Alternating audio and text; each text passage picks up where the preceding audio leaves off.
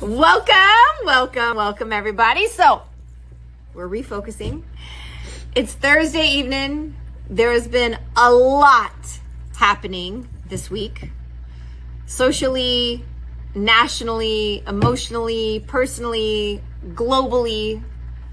In fact, even just before we pressed the record button, we were sitting here talking about how we're literally on overload of all of the things that are happening in the world around us. So we're going to just take a minute. Inhale, exhale, breathe.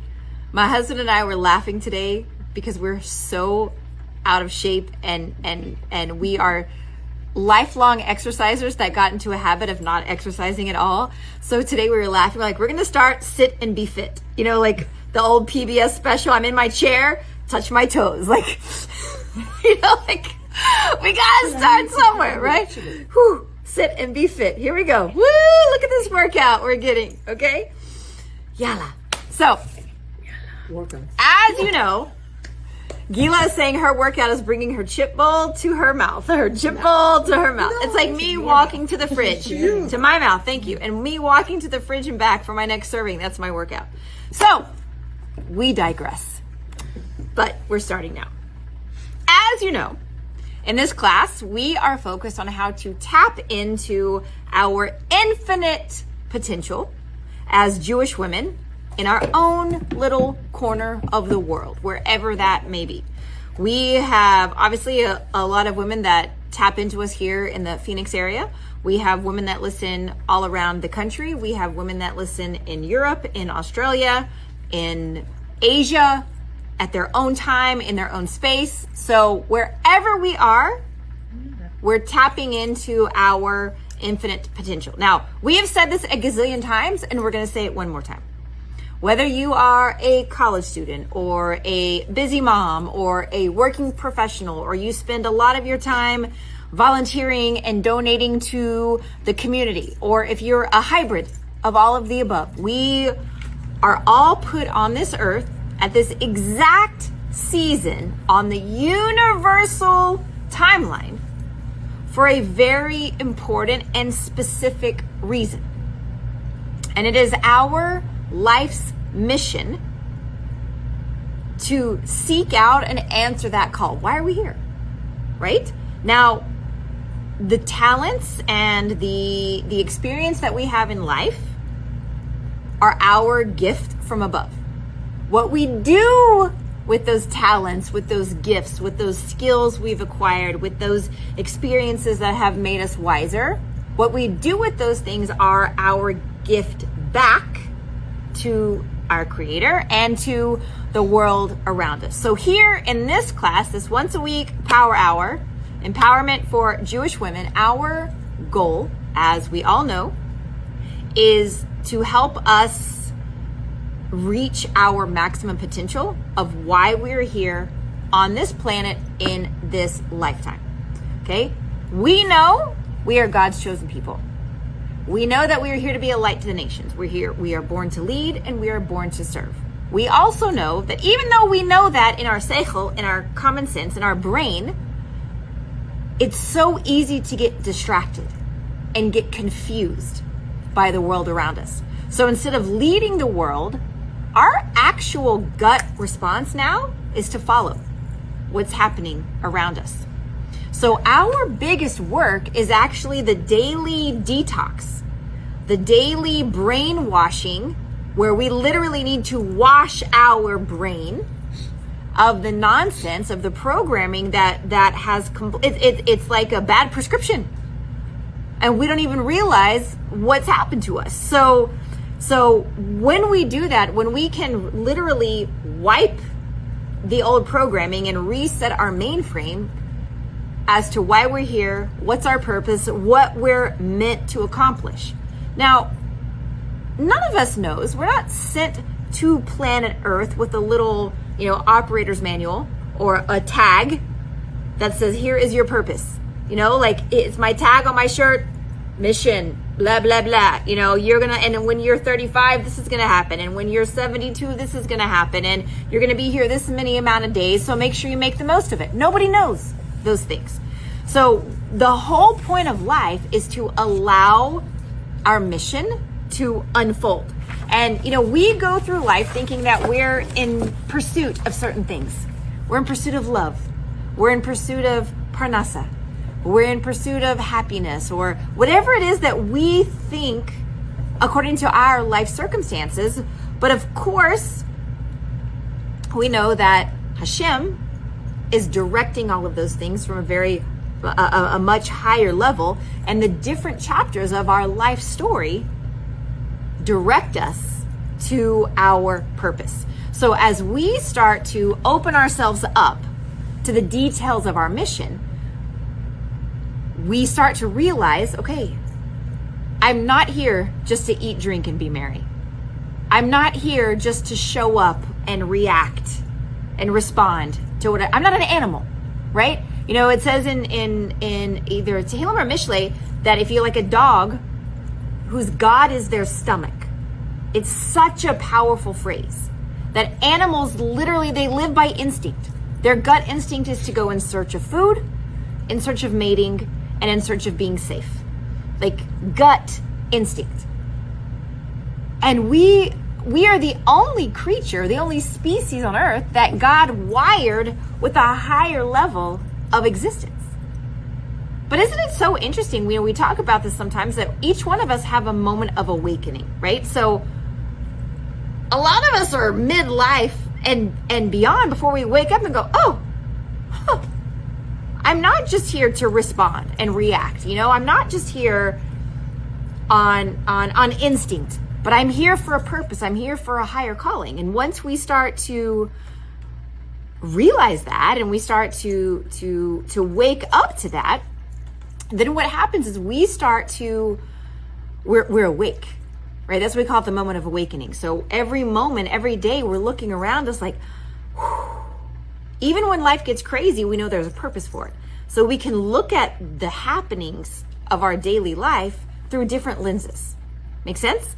And then we can start working on ourselves at a new level each time to be more equipped for the mission, to be in Hebrew we say a bigger keli, like to have stronger vessels to be able to handle and support and funnel whatever these assignments are that Hashem gives us.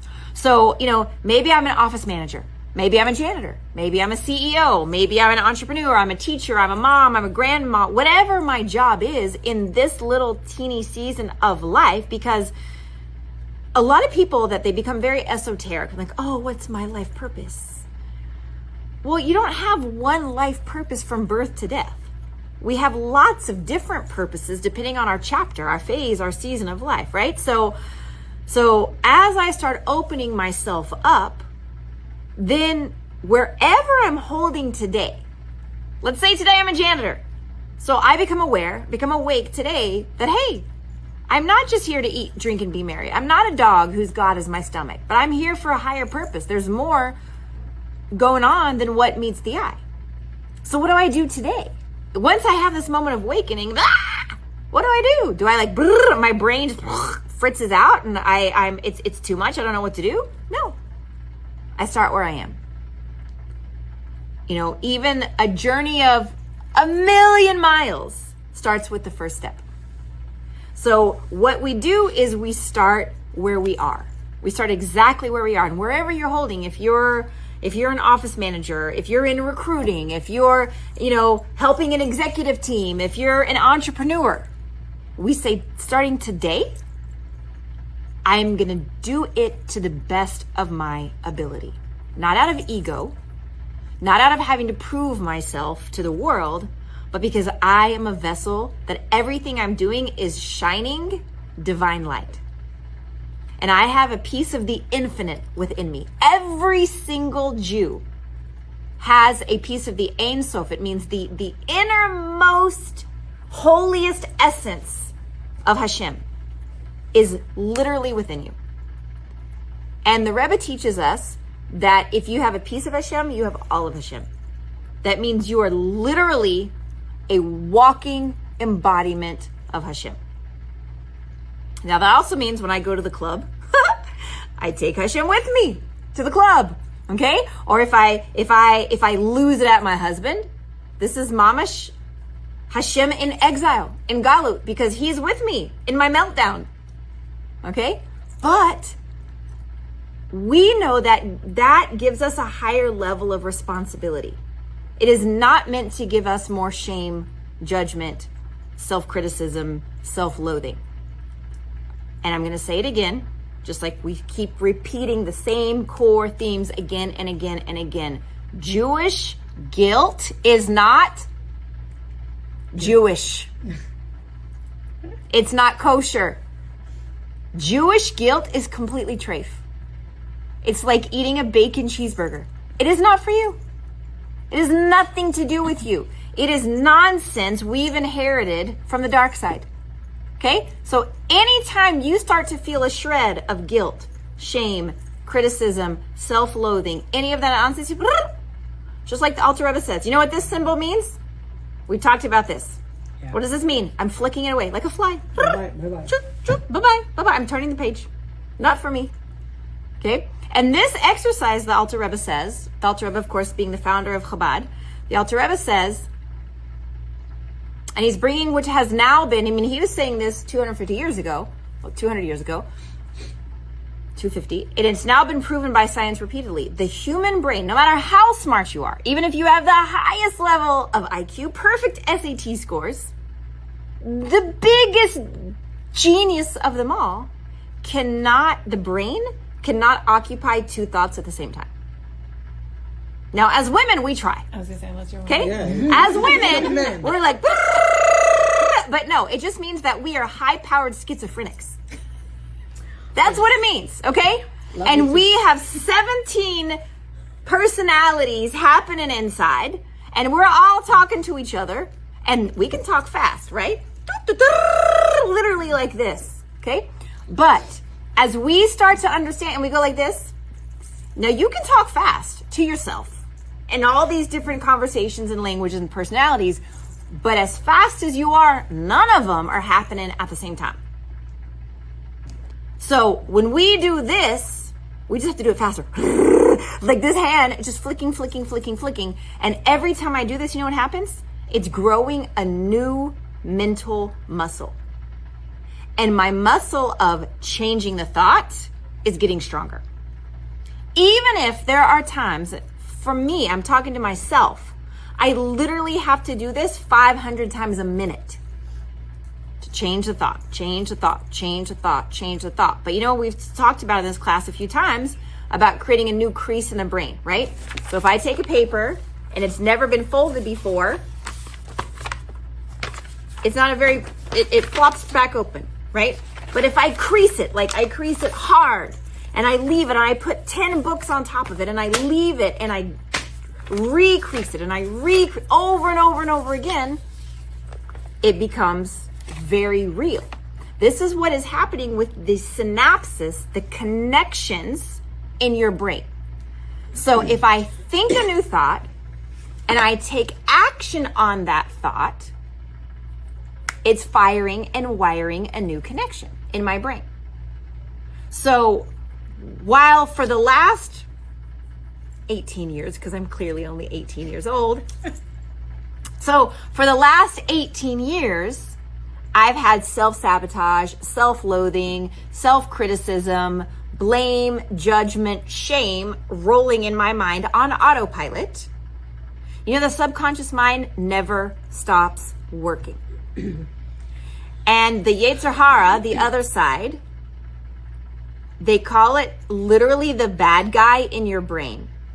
He takes up root. He lives here. And he is firing constantly thoughts of negativity in your mind. That's why, you know, when the ancient philosopher said we have met the enemy and he is us, he was 100% right. And it's because that negativity is so consistent in our mind, meant to keep you small, to keep you in a narrow place. And right now, it's interesting, by Hashgacha Pratit, divine providence. I just gave it to you in 3 languages, Ashkenazi, Sephardic, and English, okay? So, השגחה פרטית. Yes. Sephardic Hebrew. That's what I said, okay? That was my version. By divine providence, right now, we're in Parsha Bo, which is where Hashem says to Moshe, come. Bo means come, right? Why is Hashem saying come? He's sending Moshe to Paro. So why come? Because he's saying, come with me to Paro. I'm not sending you by yourself. Okay? But in this Parsha, what's happening is it's the last of the plagues and the beginning of the Exodus, beginning of the Jewish people fleeing from Egypt. But there's something so powerful happening here. Do you know what Mitzrayim? Mitzrayim is Egypt in Hebrew, right? But do you know what Mitzrayim means? The underlying meaning of Mitzrayim? It means a narrow place. So, Small-mindedness. So every single one of us, we're instructed in the Torah, you must see yourself every single day as if you are the Jew leaving Mitzrayim. Now, we're told by our sages, specifically by the Frierdiker Rebbe and the Rebbe, and even a little bit before that, that every single Jew right now, so we're taught that this is the final generation of Galut, of exile, and the first generation of the Geula, of the redemption. And we're also taught that all of us our neshamas were at Har Sinai. So we were all literally there at Mount Sinai when Hashem was giving the Torah to Moshe Rabbeinu and to the Jewish people. All of us were there, not just in soul, but in body. We were there, and we're now here again. Because why? It is the ultimate correction that everyone was there at the first redemption, will be here again after going through lifetimes of correction, will be here at the ultimate redemption. Okay? Now, why am I sharing that with you right now? Mitzrayim, the Hebrew name of Egypt, means a narrow place. I want you to just wrap your head around this for a second, okay? And the Torah tells us every single day we are to live as if we were literally being released from Mitzrayim today. So if we understand what this, it doesn't mean, oh my gosh, I have to recount a history lesson today. That's not what it's actually telling us. It's telling us every single day we have to unlock ourselves from small-mindedness, from the narrow place. And this is what the Yetzer Hara are doing. The Yetzer Hara, the other side, is meant to keep us small, to keep us locked without our powers. And Hashem is saying, you are infinite beings, especially because you're Jewish women. You have a whole different higher level of holiness and power than men. Men have to really work on themselves. Yours is, it's innate. It's in us. This is why women don't have all the time-bound mitzvahs. It's why women don't have to daven 3 times a day. It's why women don't have to put tefillin. It's why we don't, all those things, because women, by the way Hashem created us, are much more elevated and much more higher. Now, we can't understand it consciously, but it's just your soul level, that's what's happening, okay? However, we, as a body of Jews and as women, we're sleepwalking. We are completely asleep through our life, not understanding how much power we have. It's like we're deactivated. Are you with me on this? Yeah. So if every day I am to wake up and realize that I was released from Mitzrayim today, it means in Tehillim Hashem tells us God's mercies are new every morning. It means Hashem wakes up every single morning, wakes you up and says, I'm not done with you yet. There's more to do. There's more to learn. There's more to give. Okay, so there's so much to unpack there. But the moment we learn this, the moment we start, and every day we learn it anew. Like every day, my mind is blown. Yo, we said this at the Shabbat dinner a few weeks ago, but Moti and I have this conversation between ourselves so often. On a scale of 1 to 10, where are we holding? Of our potential power, where are we operating? And typically we're somewhere between a 2 and a 3. And it's not a joke. We're not saying that to sound,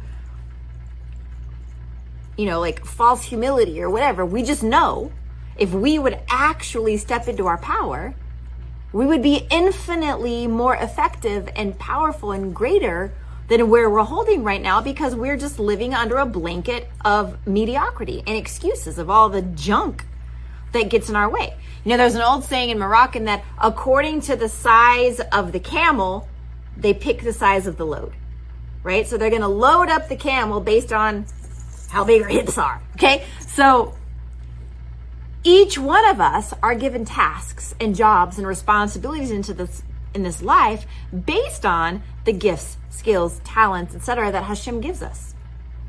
And we all know, I can see by the looks on your faces that we're like, oh man, I got to get my act together. I got to wake up here, okay? But again, it is zero judgment. It is, we can either be overwhelmed and bummed, or we can be excited and empowered. Because yesterday is history. Tomorrow is a mystery. Today is a gift, a present. So how do we step into our maximum power? First of all, delete all that baggage we're carrying from the past. Okay? There's a reason why your rear view mirror is this big and your windshield is like this. Because we're focused on where we're headed.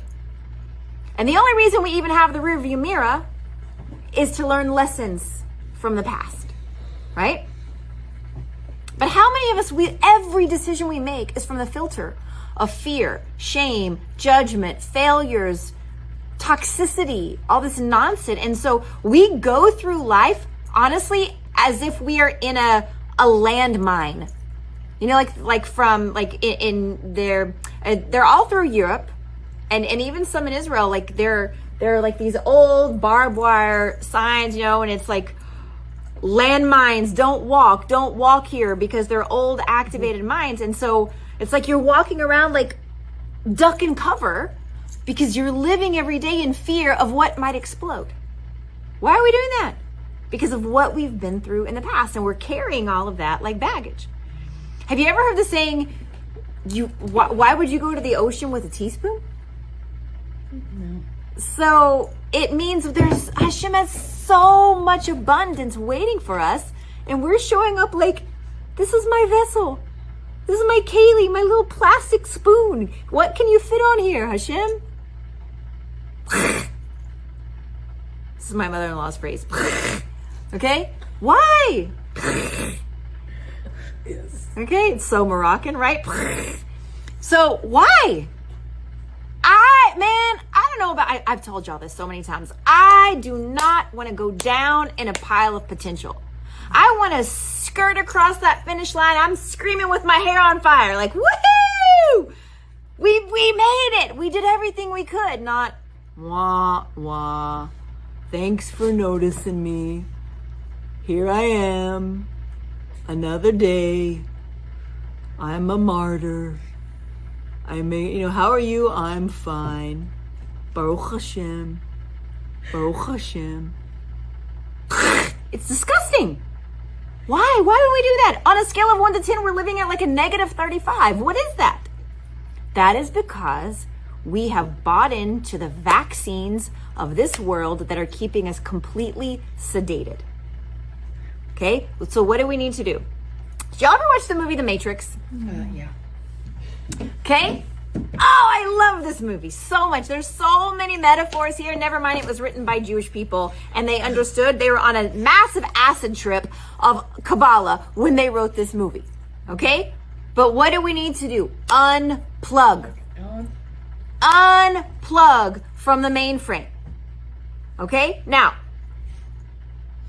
back to the point. Now, when we understand that we're talking about, I'm going to unplug and I'm having my moment of awakening. Okay? I realize I've been sleepwalking. I've literally been asleep. Okay?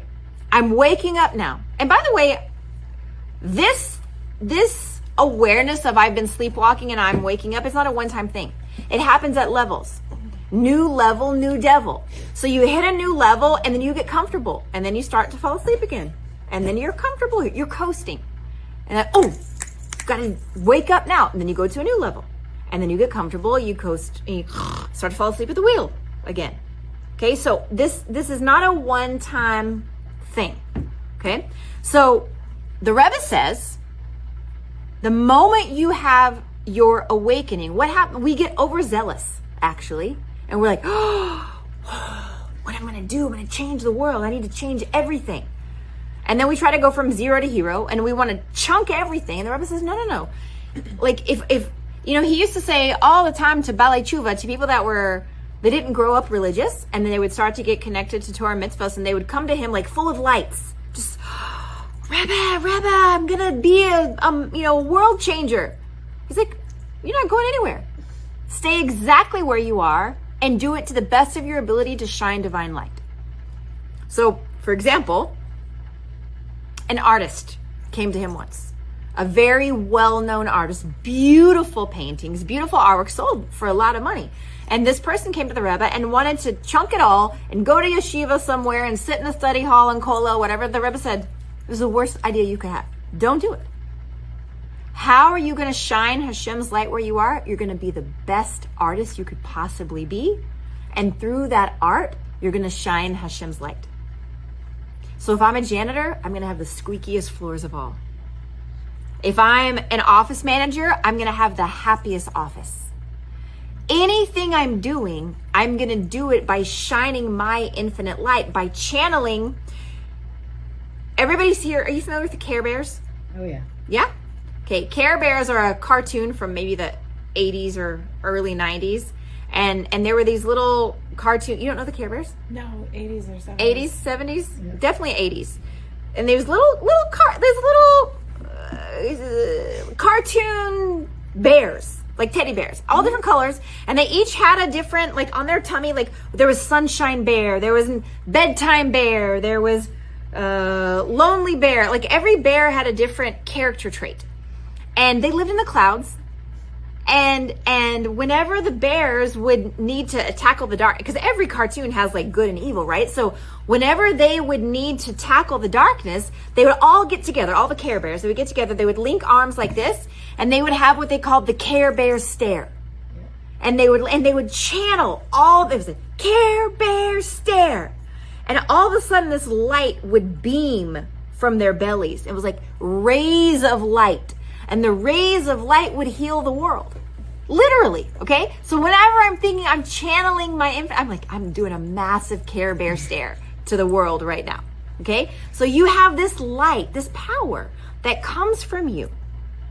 It's there whether you can see it or not, but we have our dial turned down so low that the pilot has almost burnt out. So we have to channel that light and re-strengthen it, okay? So there are going to be times where you feel like you're on top of the world and you have everything to give. And there are times where you feel like you are so empty and so defeated and deflated that you have absolutely nothing to give. But what we have to remember is that our power, our superpower, it's always within. It's always there waiting for you to believe in yourself and to filter out all that stinking thinking, right? Because it's our job. It's your job. It's my job. It's our job to keep our tanks full. In fact, that's why you come to this class, right? You come to Shir Torah. You come to something a couple of times a week to literally give a shot in your vein so that you can refill your tanks, because you cannot teach what you do not know. You cannot lead where you do not go. You can't give away what you don't have.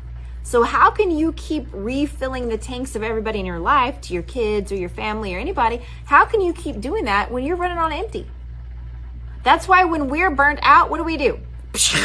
We spew toxicity to everyone around us, because it's like fumes. There's nothing, we have nothing left to give from. So we're just spewing fumes to everybody around us, and then it becomes a domino effect of toxicity. Okay? So what does this mean? It means it's literally our job to manage our own greatness. Okay? That means it is my responsibility and nobody else's to cultivate my power. I am a superhero. You are a superhero. We are all superheroes. Not in a cartoonist way, but actual walking, living, breathing heroines, world changers, but we've been asleep all this time. So when I decide to manage my own power, I don't do this from a place of ego. Not like, ooh, look at me, I'm so fancy and important and have so much, to give. But it's also important to understand, I also don't do it from a place of false humility. Does everyone understand the difference between ego and false humility? False humility is actually another flare of the ego. It's another way of saying, oh, not me. Who am I? What do I have to give? And why? Because it's like this ridiculous belief of having no money is a good thing. Like money is the root of all evil. Okay? False humility is just as stupid as the saying money is the root of all evil. Okay? Money is not a blessing or a curse. Neither one. Money is a test. How we act with it and how we act without it are both character refinement from the test of money. How you act with your gifts and whether you negate them or not is a test. Okay? And the best example of this is actually Moshe Rabbeinu. So it says about Moshe, he was the humblest man to ever live. Yet at the same time, he was the greatest king of the Jewish people. So how do the two go together? Because Moshe said, first of all, he prayed and begged for someone else to take the job. Remember all of his conversations with Hashem at the burning bush? Please, no, not me. I have a speech impediment. Blah, blah, blah. Who am I? He went round and round and round and round. And finally, Hashem had to slap him and say, dude, homie, you're my guy. Okay? So finally, Moshe answered that call. But Moshe said until his dying day, if anyone else had been given my job, they could have done it better. But because Hashem gave the job to me, I'm going to do it to the best of my ability. So it didn't inflate his ego. He didn't feel special. He just happened to be born into the body Hashem wanted to use for this role. And each one of us, the same thing is true. So you don't have to act like a doormat, and you don't have to act like a princess. With privilege comes responsibility, right? Best line ever from Spider-Man. So we know that every single role that you're in, you are there to shine your light. Okay, now, we've been talking ever since the beginning of the year, ever since Rosh Hashanah. What does it take to thrive in our daily life? Okay, we've covered a few key issues. We know that in order to thrive, we have to work on our internal happiness, right? It's a daily work. We also know that we must be aware of and trust in divine providence. Trusting that you are always in the right place at the right time. Everything is from Hashem for your good, for their best good, and for the highest good of all. That is also a daily work, right? We know that we must live with bitachon, which means certainty that your loving Father has your back. Guess what? That's also a daily work.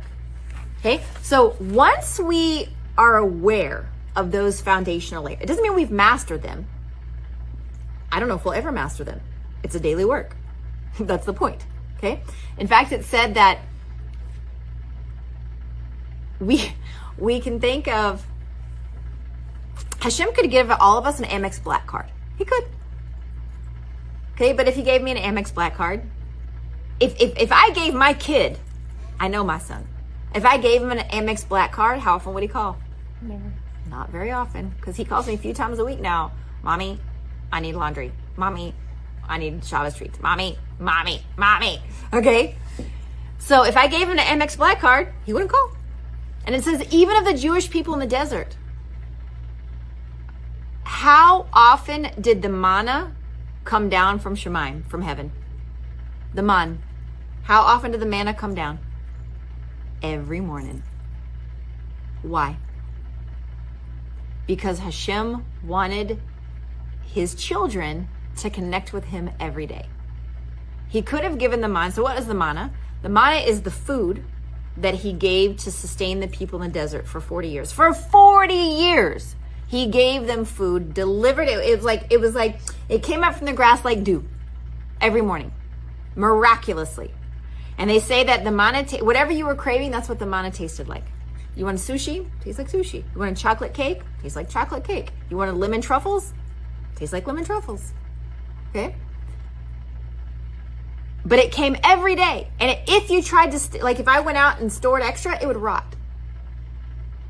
And only on Friday, it came double portions, so you didn't go collect it on Shabbos. Why? Because Hashem wanted his children to connect with him every day.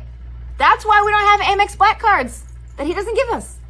Okay? So once we're aware of these foundational layers of what we need to, okay, again, happiness, bitachon, and belief in divine providence. Okay? Those are my 3 foundational layers. Everybody with me on that? Doesn't mean I've mastered them, but it means I know it's what I need to focus on, right? Once I have those, what's next? Shining your light. Always. She says shining her light. And this actually brings us to the little secret hidden piece of today's class, which is becoming royalty. Okay? So we have our crown. Maybe you need to straighten your crown. Maybe it got a little tilted. It became tarnished. It's not so shiny. Okay? But I want to ask you a question. If I'm becoming royalty, if you're becoming royalty, what do you think it means to show up every day as the daughter of the king? This is the conversation we're going to have for the remainder of tonight. Okay? So if I think of how do we combat like the daily chaos of life and the muck that just keeps me stuck and keeps me stressed and keeps me, like it robs me of my joy and it keeps me out of my own happiness, okay? And when I've got stress and overwhelm and mental clutter, that's just, again, all those split personality situations, my issues are showing up again. What do I do? Do you think it's possible to get rid of that constant worry and negative self-talk? What do we do? Okay, I want to ask you something.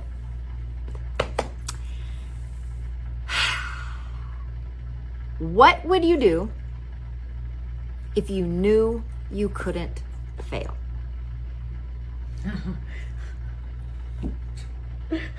Okay, if you had no fear at all, who would you be? What would you become? Gila's pointing her nose up. Okay, now let me add a different layer. A snob. Where we're gonna get to that in a second, because you're right. Because the minute that I don't have to work, I become entitled, right? And has v'shalom, lo aleinu, not to us. That is the opposite. We see that sickness happening in the world today. Okay, so we're gonna tackle that in a minute. But here's the thing: if you knew that you had a What? They sent me to missions here. If you knew that you had a loving, caring father who was literally the king, of the entire universe. Okay, I'm talking about a physical king.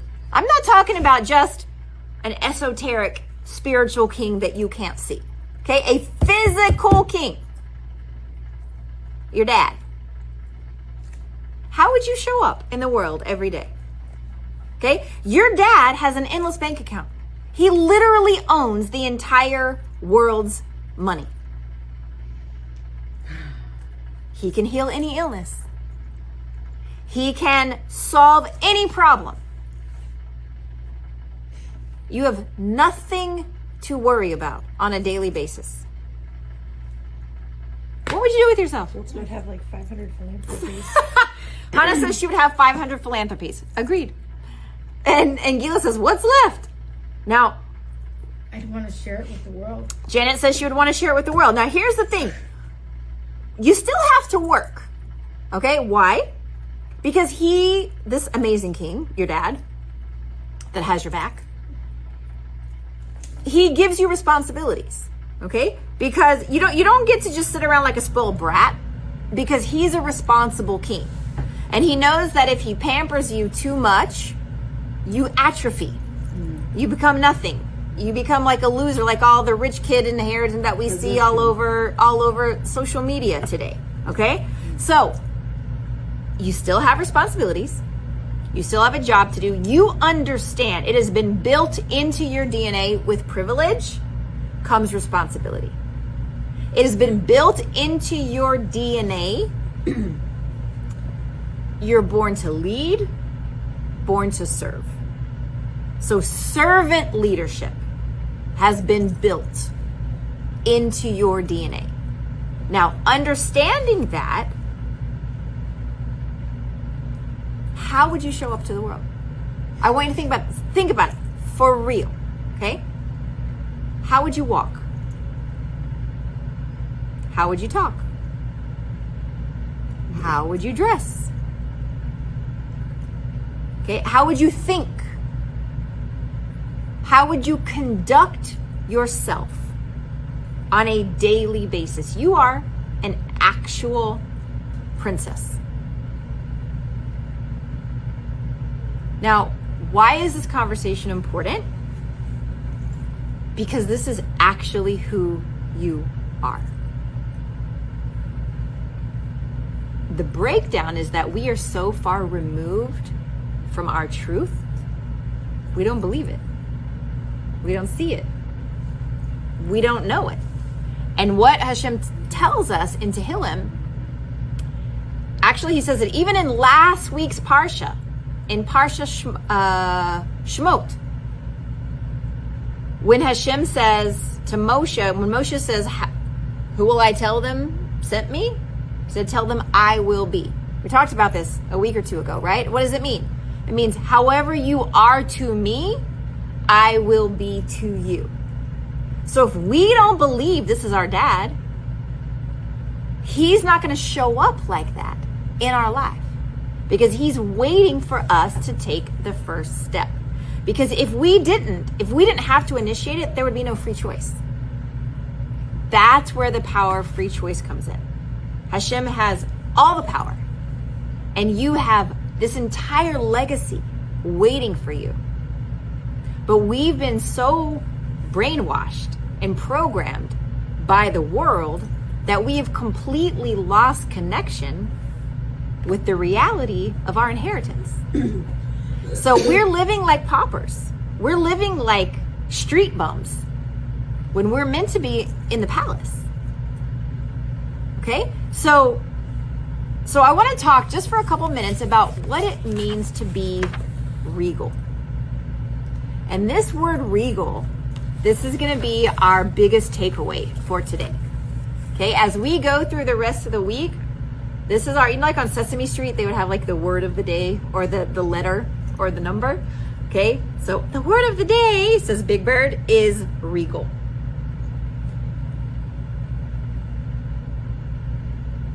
How much of your day would you say you spend being regal? Now, this word is not a job description. It's a state of being. Okay? So if I am regal, what does the word regal mean to you? Give me some, when I say regal, what comes to mind? Class. Okay. Helpful. Education. Helpful. Okay. Present. Present. In what way? Being there for yourself and for others. Okay. Seeing what's actually going on around you. Great. Etiquette. Etiquette. Yeah. Okay. What else? Positivity. Positivity. Why? How do you connect the two? I love it. What makes the connection for you? If you're positive, you show the good sides. That's Okay. what you want to show. Okay. She says if you're positive, you show the good side. That's what comes up naturally. It's very good. So if I'm regal, I want to give you another word picture to associate here. Have you ever heard the phrase, I'm sure you have, old money versus new money? Oh, yeah. Okay. What does new money mean, symbolize? Naivety. Naivety. Okay. What else? Why naivety, by the way? They don't know what they don't know. They didn't have it before. so Sure. It's fresh. Yep. You don't know what you don't know. Okay. I hate to say this word, but ignorance. Ignorance. Okay. And a lack of financial acumen, a lack of financial awareness. Yeah. Right. What else? Frivolity. Frivolity. Why? Frivolity. Frivolity. Why? Mm-hmm. When you didn't have something to begin with and you get something that in abundance Yes. later, you don't necessarily, it's like you think it's always going to be there. Like winning the lottery. Exactly. And this goes back exactly to what we were talking about a week or two ago in why the average lottery winner is back to their original previous state within 7 years. Because they do not have the financial thermostat to handle this level of abundance. There's a So they act like trailer trash, forgive the phrase, but it's a very crass phrase. So they're acting like trailer trash, Beverly Hillbillies, but with a big bank account. So they're in Texas we say your body's your mouth is writing checks that your body can't cash. Yeah. Right? So it's this exact same concept, okay? So there's another piece that comes up with new money, which is a need to show myself, right? To prove to the world around me, look at me, succeeded. I have money, I've arrived, I'm success. That's where the ignorance comes Right? from. Yeah. And whereas if you take old money or real wealth, generational wealth, Withstanding wealth. okay? And if you take the world's highest paid, let's say half a dozen people, okay, just by example right now, do any of them walk around showing with their clothes, with their home, that they have money? They don't. Most of them do not, okay? And only the one who does, by the way, is gone through a midlife crisis and recently divorced and married to a new trophy wife and going through his own little ego crisis. Look at Bezos. Okay, this was, The way she was dressed for the inauguration. I didn't say any names, but we're on the same page. Okay, so Bezos' girlfriend. She forgot to mention. the situation here is that true wealth, old money, do not need to advertise themselves There's nothing to prove. because their dignity, their understanding, their belief is internal. Yeah. They don't need outside validation of who they are inside. Right? So when we're talking regal, this is what I want us to understand. Okay? I'm not sitting as a spoiled brat in my penthouse on crack and depressed because I might have been given an Amex Black card, but I was given no purpose in life. Right? But if I'm regal, it means that I show up with poise, with dignity, with class. And in fact, you know, there are a lot of really great examples of if I'm a regal person, how do I dress? Conservative. I dress conservatively. Why? Because you have respect for yourself. Because I have self-respect. Because my body is precious, right? I'm a jewel. I'm an actual jewel. And I don't need to cheapen my body by flaunting it to the crowd. If I am dressed very scantily clad, which by the way, I used to do because I had zero self-esteem and I had zero understanding. So I was looking to the world for validation, and in all the magazines and all the social media channels, everywhere I went is the less you have on, the better. And if I starve myself and if I take every trick in the book and I do whatever to look like a mannequin, and if I happen to achieve it for a quick minute, then I should put on as least clothes as possible and parade myself around and say, look, I look like a trophy, like everyone else. But when I do that, I don't realize that I'm like a cheap fruit stand out on the street. Anyone can come along and grab it. But real jewelry, real prized possessions, if I'm a diamond, where are diamonds kept? Are they paraded on the street at the fruit stand? No. They're in a vault. They're protected. They're guarded. Because they're worthy. They're worth something, no matter what anybody on the street says. So if I am truly a daughter of the King, I don't need my inner thigh, my thigh gap, whether I have one or not, to be publicized to the street, right? Because I know my worth. So I always think of like when if you look at like actual kings and queens, like Europe is still very full of monarchies. And if you look at how the monarchs dress versus the new money on the street or people that are trying to pretend or look like they have money, it's such a night and day difference. So why am I taking so much time to give you this visual? Because this is our takeaway for the week. Okay? This week, we are going to work on becoming royalty. This week, with everything I think, how I sit, how I walk, how I talk, how I answer my emails, how I speak to my children, how I speak to my boss, how I speak to the people that drive me crazy. If I am the daughter of the King, the daughter, this is what I want you to think of yourself, the only daughter of the King, do you think it would change how you show up in the world on a daily basis if you understood that this is your legacy, that this is your inheritance? Mm-hmm. Yes? Okay, so this is what we're going to practice this week. Okay? And it's a knowing. It's an internal knowing. Now, just like, think of a rags to riches story, okay? You were just plucked up, I was just plucked up, literally drunk in the street, in an alley, rolling around with the pigs.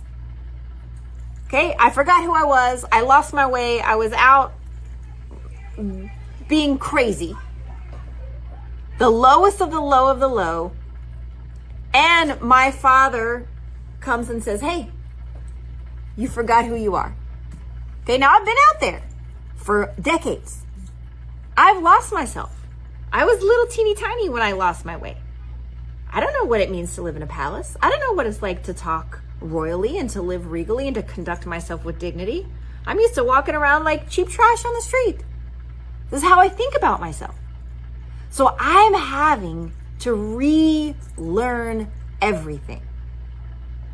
How to talk to myself. How to think.